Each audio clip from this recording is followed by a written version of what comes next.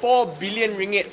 Now this cost is not final yet, because the last we checked with MAHB, they say as of last count still 4 billion. So there is more possibly to come.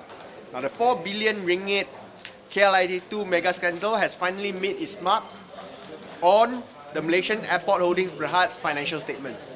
Okay, MAHB have just released their financial statement for the third quarter yesterday, ending September 2014. Okay, and the results, the first financial report after the commencement of operations of KLIA, the airport operator saw its net profit plunge by 98.6% from 112.7 million to a paltry 1.6 million from a year ago.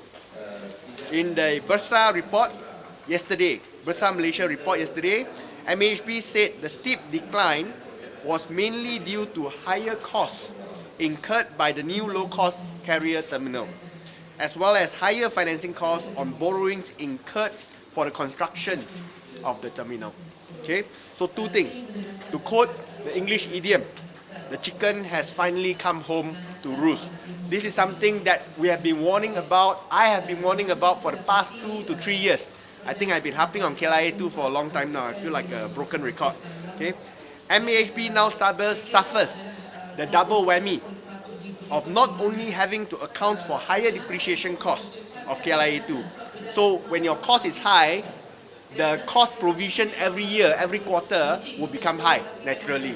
Okay, but not only the cost is high, I have to provide for depreciation every year.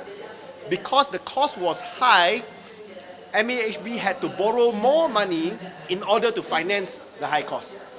So because they borrowed more money to finance the high cost, they have to pay higher interest costs. So not only do they suffer from higher costs, as a result higher depreciation, they suffer from higher borrowings, as a result higher interest. So they suffer from double whammy. The loans they had to borrow, in 2010 they raised 3.1 billion via a 15-year Islamic loan. And in 2013 they took another 2.5 billion 20-year Sukuk program. Okay, the borrowing spree hence caused substantially higher financing costs for MAHB. As earnings and cash flow declined sharply for the airport operator, it is clear that MAHB will appeal to the government to raise airport fees and taxes. Natural. When my earnings go down, what's the easiest thing for airport operator to do? Please increase my fees. And the government in turn will be hard-pressed, okay?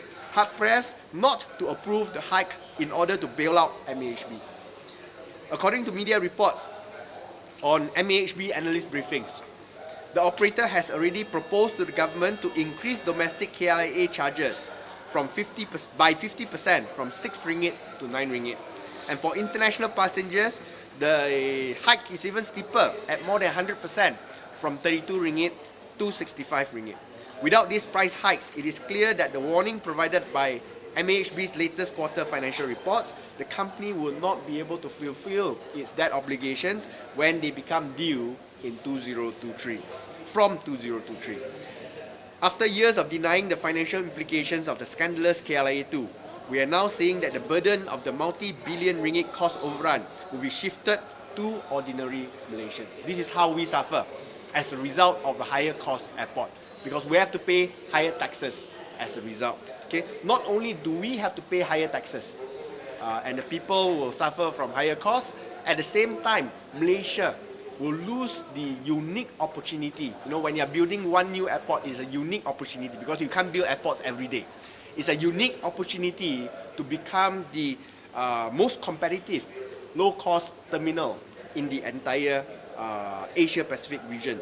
You know, it could have transformed Malaysia to become a hub for the Asia-Pacific region. But because of the high cost, because of the high financing, as a result, the need to increase taxes, we will lose that particular competitive edge that many of the airlines in the region, including AirAsia, has been asking for.